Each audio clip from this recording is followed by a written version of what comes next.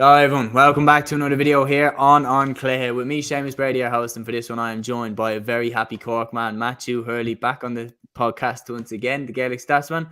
All-Ireland Senior Camogie Final 2023, Cork-5-13, Waterford 9 points. Yeah, Matthew, God, I predicted Cork to win. I did it on my preview, but I never expected it to be so easy. Like this game, Cork, like even at the top level, there is levels apparently, and Cork showed that there were levels above Waterford in this game. Crazy to think it's Cork's first title since 2018. Crazy to think that Waterford beat Cork in the Munster Championship. The one thing is Cork have proven they are the best this year. No doubt about it. You look at it, they beat Kilkenny, beat Galway, and hammered Waterford. They're the top dogs. They are, and it's absolutely brilliant to see a Cork team actually do well in the senior level, and they're a team to be proud of this season. Like, it's the first All-Ireland senior title for Cork since 2018, and the last title was won by the Camogie players as well. So they seem to be the best team that we have in the county, and we're proud of them. Brilliant victory for them, and they really won this really early on. They went 7 points to 1 up, 1-7 to a point up. Then Beck Carton was scoring all of Waterford's points. I think she scored 7 points out of a possible 9. That's just, crazy for Waterford. I know she's an incredible hurler in fairness, but that's way too much reliance in Cork. Definitely capitalised on that. And Amy O'Connor, what else can I say? What an amazing hurler. Hurler in general. Like, yeah, she's just a brilliant ambassador for Camogie as well. Fastest hat-trick in an All-Ireland final. I would imagine so, yeah. Across all codes, in NGFA, in hurling and football, I would say it has to be a record. It's incredible, really, the way she did it. Actually, an interview off the ball, she actually said she didn't realise she scored a hat-trick. So that just epitomises how fast it was. So, if she didn't score 3, that it probably says it was almost like actually her goals, maybe the second and third goal, was almost like she was just playing in the park or something like that.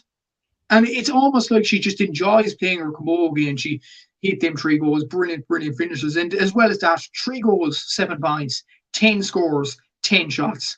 Yeah. 100% shot accuracy in the final, which is absolutely superb. 80% shot accuracy in the last 3 games against Kilkenny, Galway, and Waterford, as you mentioned, which mattered. So, until at the same time, I would have had Saoirse McCarthy as a shoo-in for Player of the Year before the match even began.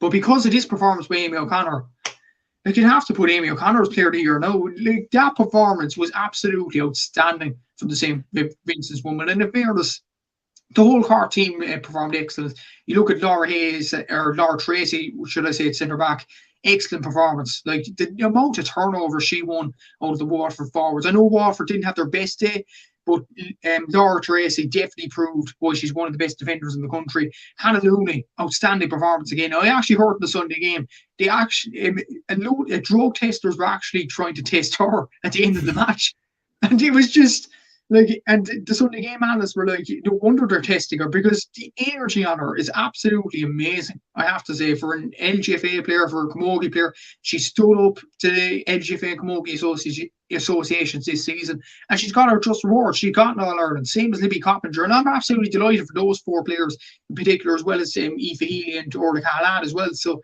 brilliant overall achievement by Cork. And Matthew Toomey, I could see he was emotional at the end of the game, and he wanted this trophy. He was saying all week, I spoke to him last week on the Southern Star podcast, saying that, look, Waterford may be underdogs in this, but we're going to fight for every ball. We're so determined I'm going to win this Camogie title. And boy, they were absolutely determined from the first minute to the last, and Cork definitely deserved their victory. And yeah, worthy All-Ireland champions. They beat Kilkenny, they beat Galway, hammered Waterford in the final, as you said, deserving champions. For sure. And look, I was in the stadium. I was there, Croke Park, to watch this final. And immediately from the start, I'd picked Cork to win based off of the experience that they had. And another reason was I thought Laura Tracy, as you said, I thought she would be crucial at centre-back, because I thought she would play a massive role in stopping Beth Carton. It's the other thing as well, that when you watch the Galway game, Galway were wasteful with the passes, don't get me wrong, but the way Laura Tracy was sweeping across the defence, every single ball that Galway hit in blindly, she was there to clean it up. And the way she was able to just see what Galway were going to do, I thought she'd have a crucial role coming into this game. But I remember watching the first 10-15 minutes and being like, okay, immediately Waterford are in trouble because they cannot get the ball past the Cork half back line. They cannot get it past it. They literally can't get the ball past Maeve Callahan, can't get it past Laura Tracy, can't get it past Saoirse McCarthy, Hannah Looney. They can't get the ball.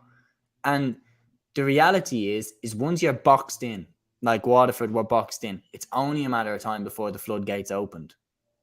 And as we saw, the floodgates opened. Waterford had a couple of snatch goal chances, but they weren't really the best goal chances. They were kind of just shot for points that kind of ended up in a bit of a scramble.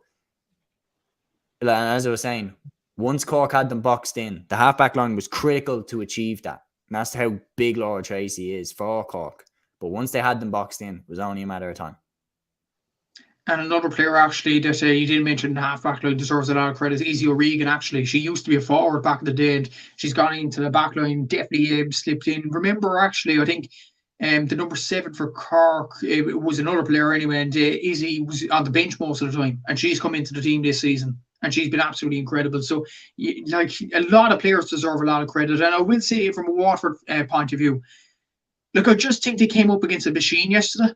It's just we're absolutely brilliant, well-oiled machine, and they perform brilliantly. But I do think Beck Carton performed absolutely outstanding, and is one of the nominees for Player of the Year, deservedly so. Top scorer this season. Congratulations to her. But that penalty at the stroke of half-time, that was crucial. If she struck that in, Waterford might have had a little bit of hope. But then when she missed it, the confidence started to drain even more, and then Amy O'Connor gets them 3 quick-fire goals, and it starts to drain altogether. So, like, that was a big turning point in the game, the penalty miss, I have to say it. Even Cork's ruthlessness in front of the goal. They had 75% shot accuracy in front of the goal, and it was absolutely incredible to see it. Usually other camogie teams would just shoot on sight or something like that. But what I know is, especially with Katrina Mackey, who was one of the top scorers for play overall the championship and an excellent campaign herself, she set up 2 goals, especially in the first half, which was even more crucial for Saoirse McCarthy's goal. She runs through. You're thinking she'd easily put the ball over, making 8 points to 1. That would have been a comfortable enough lead. But no, she went for the kill. She passed it straight into Saoirse McCarthy's goal. And at that point, you would think that was game over after that, even with the Waterford penalty. From Beck Carton being missed ultimately. But I have to say, Cork's ruthlessness, their decision-making, their defence, they ultimately deserve the All-Ireland Camogie title because of those 3 components and much more to add to that.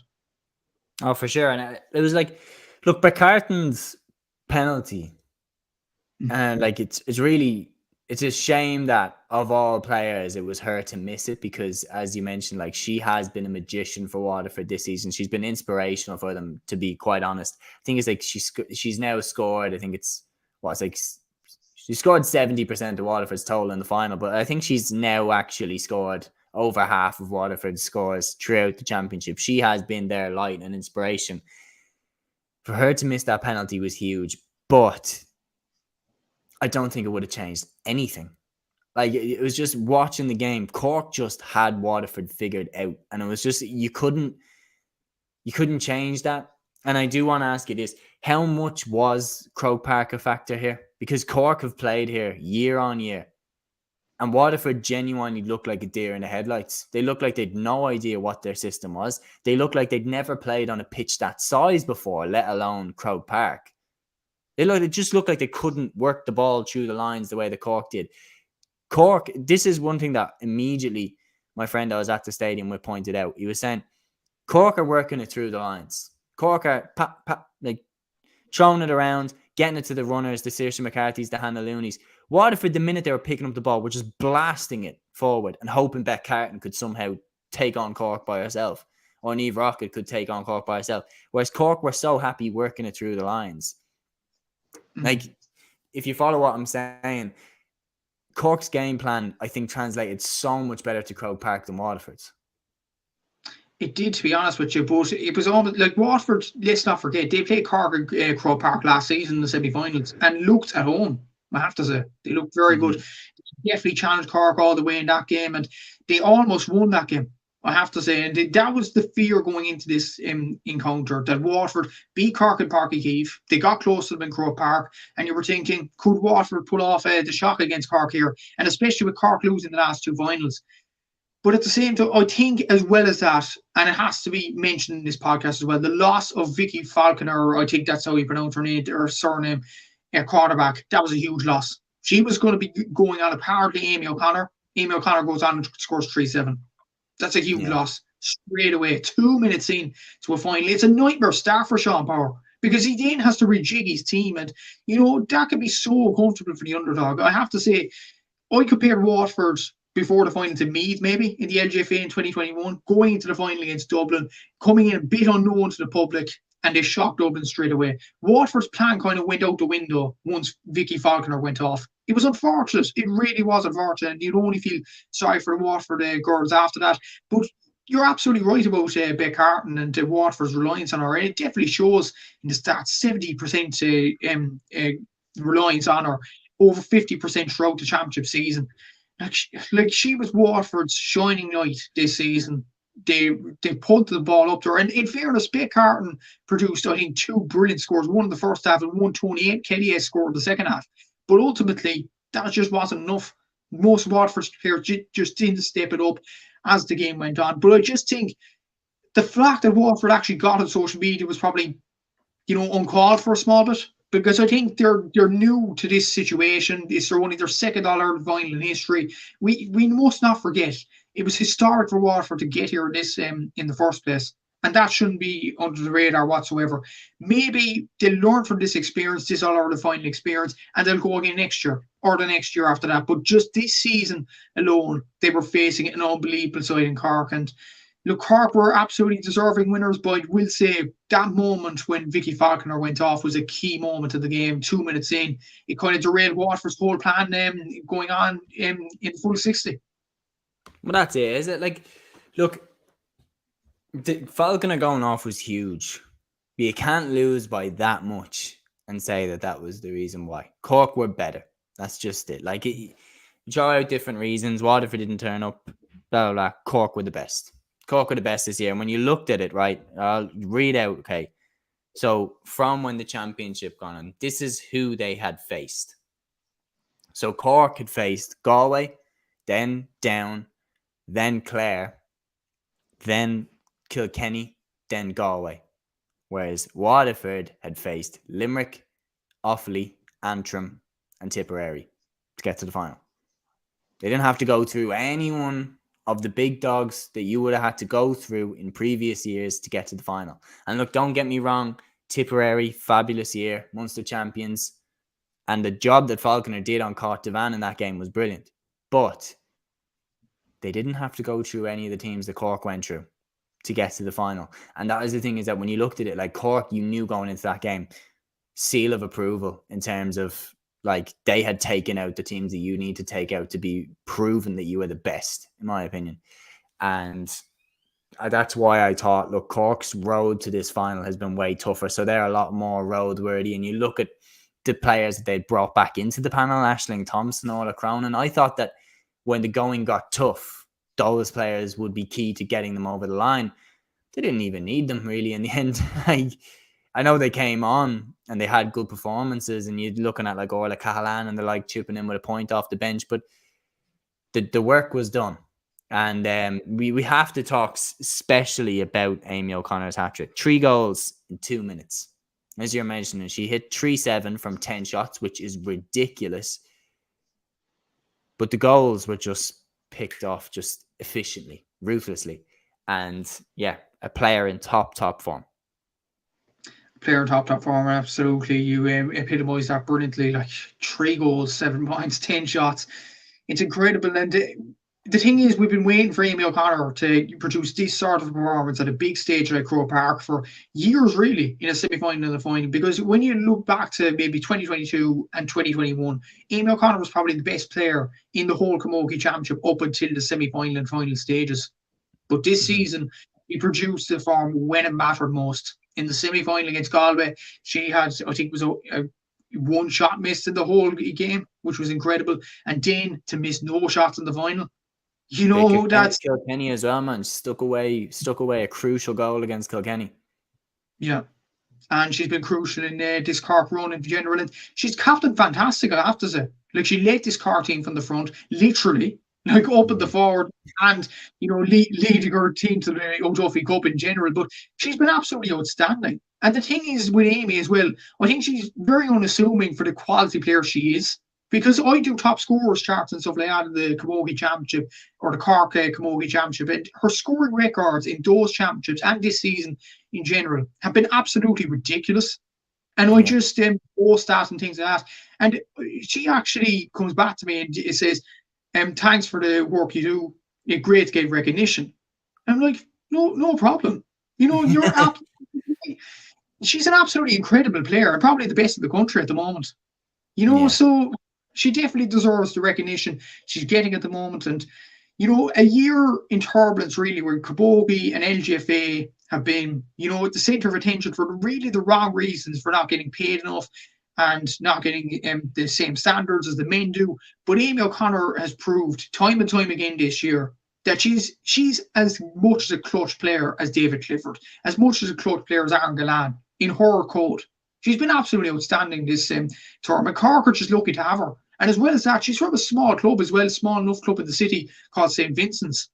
And, you know, the kids actually, she'll encourage to play camogie out of that club is going to be remarkable because she's a role model in Cork, a role model in that community in general, in the city of Cork.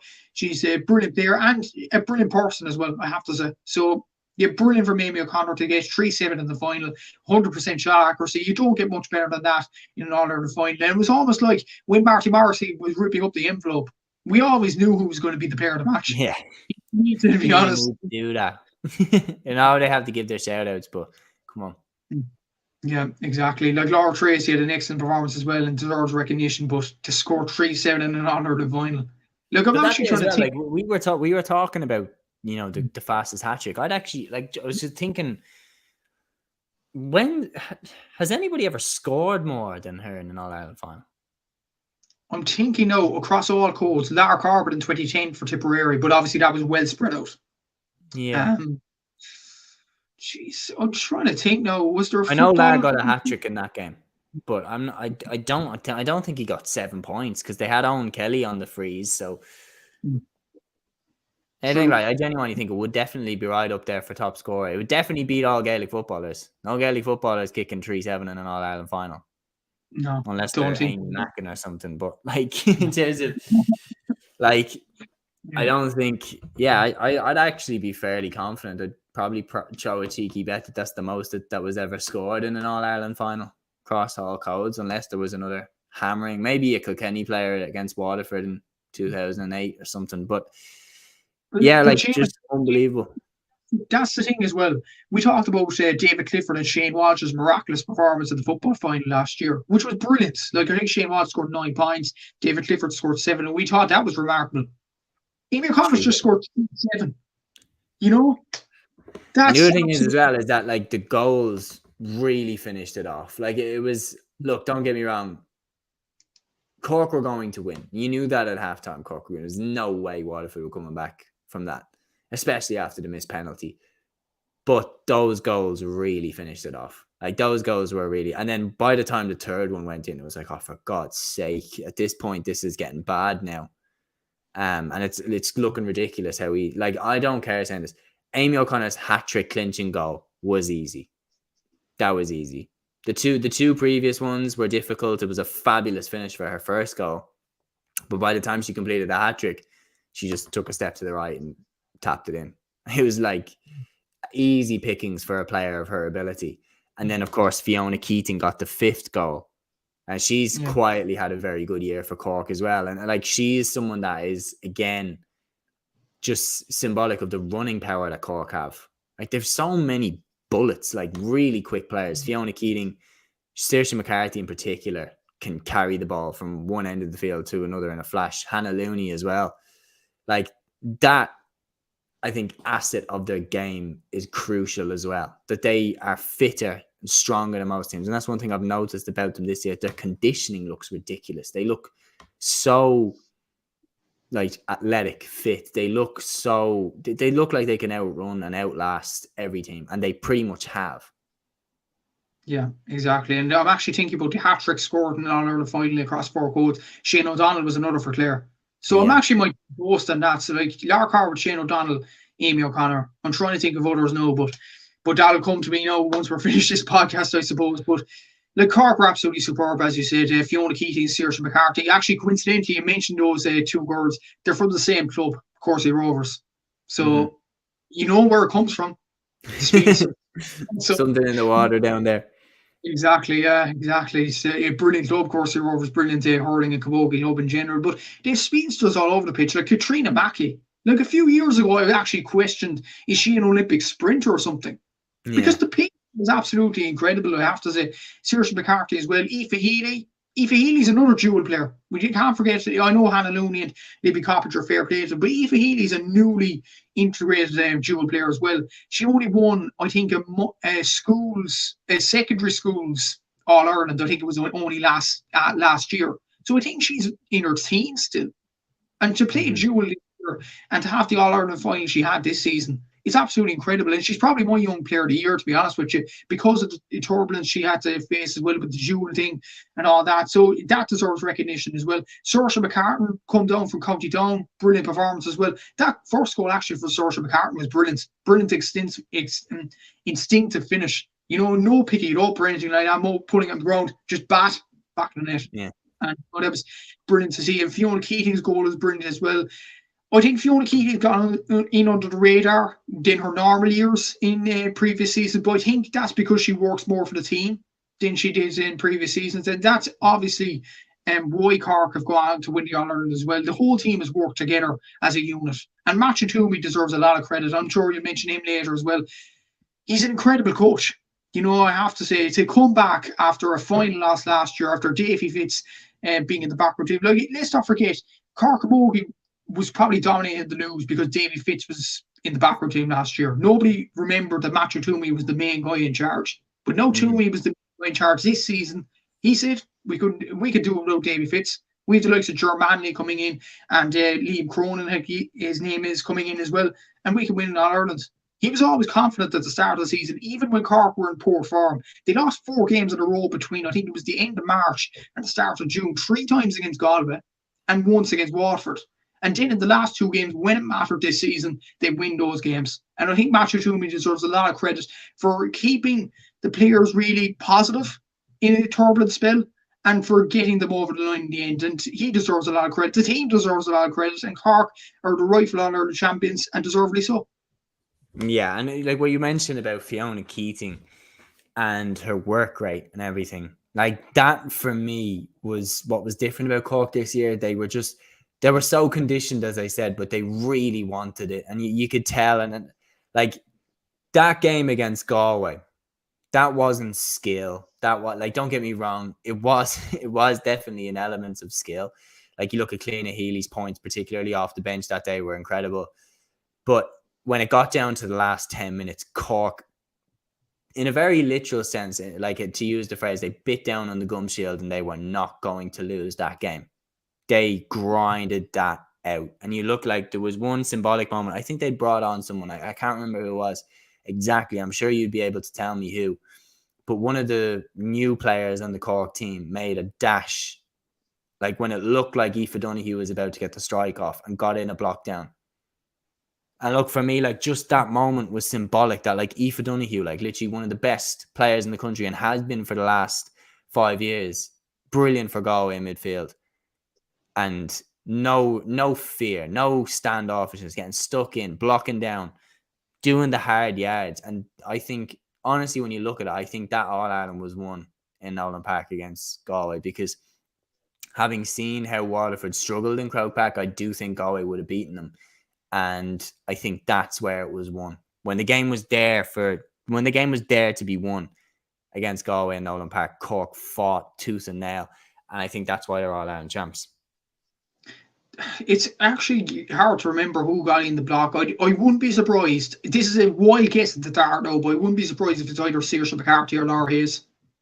I just wouldn't, to be honest with you. Because both of them are absolute warriors, especially Laura Hayes this season. Like every time she wins a free, do you see the passion in her? Like, yeah, you know, she wins a free. It's brilliant to see in general. And you see that most of these players actually give an arm to Cork Camogie.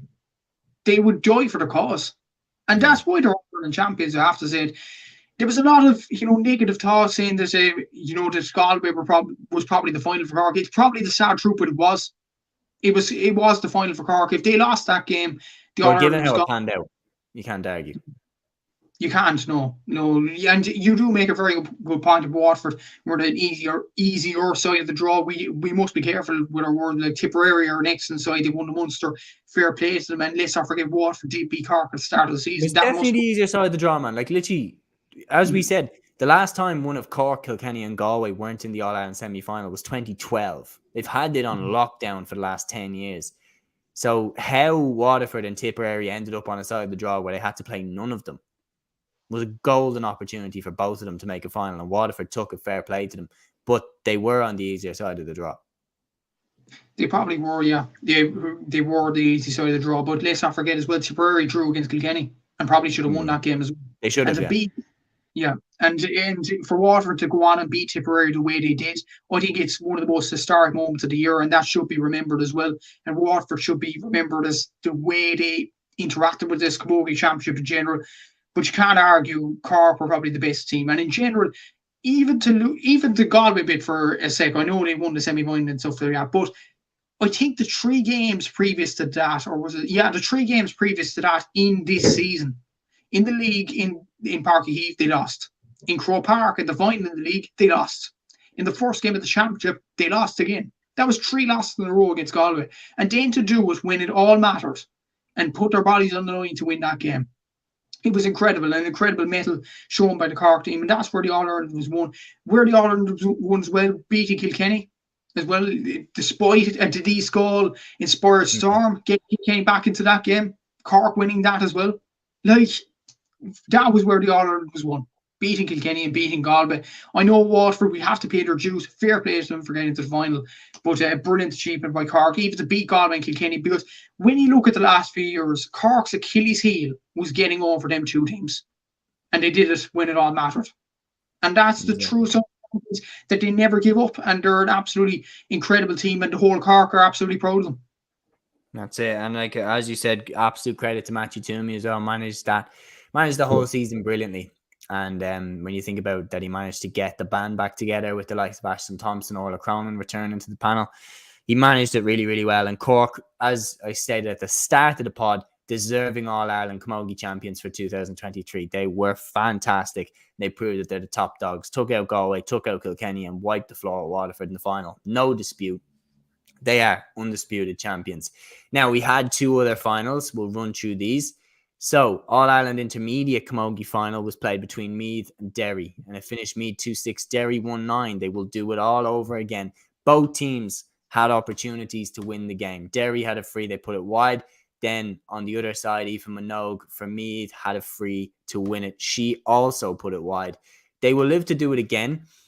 It was really a game of 2 halves, and like that's a cliche, but it just was. Derry were so much better in the first half, and then completely switched in the second half, and all of a sudden Meath had Derry on the ropes. It was a really weird game, and the fact that both managers were coming out of there saying lucky to get out of there without being beaten kind of shows that this game, it was exactly as the cliche would describe it. Exactly so, and the stats will tell you as well, like even the simple stats, I didn't do stats on this game, I probably will for the replay next weekend, but the simple stats in general, in the first half, the score was Derry 1-8, Meath 1-1. In the second half, the score was Meath 1-5, Derry a point. And Derry scored their point in the 37th minute in the second half. That is mental. Yeah, it really is, and the cliche is definitely, epitomised there. And it was kind of, a game of weird enough goals as well. I have to say, like the Meath first goal. I don't know about you, Seamus, but the Meath first goal reminded me of the Meath goal of the Halton Cup. Coincidence? A ball coming off. Ball going in.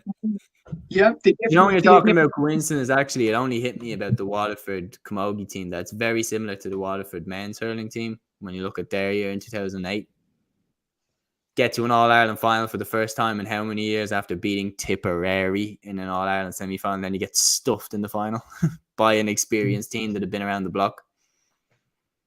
It was a day of coincidences. That's all I could say. Yeah. And the thing, Jack Flynn looming over that stadium. Oh, exactly. Yeah. I was going to say as well with Mead, there's a few certainties in life: debt, taxes, and Mead getting a fluky goal in Croke Park. For sure. For Yeah, sure. definitely. A fluky goal in Croke Park in the final. I will say that because it was the Celtic Cup final and the Intermediate Camogie final. But enough of my stupid jokes. It was an 8-10 final. I have to say it was thoroughly enjoyed. Probably not the best quality of game, I have to say, but that was down to the nervousness of the two sides. I have to say, because this was an opportunity because of Kilkenny, Galway, Dublin, Cork not reaching the intermediate final, which I was absolutely delighted about. I have to say Yeah. that's a discussion for another day.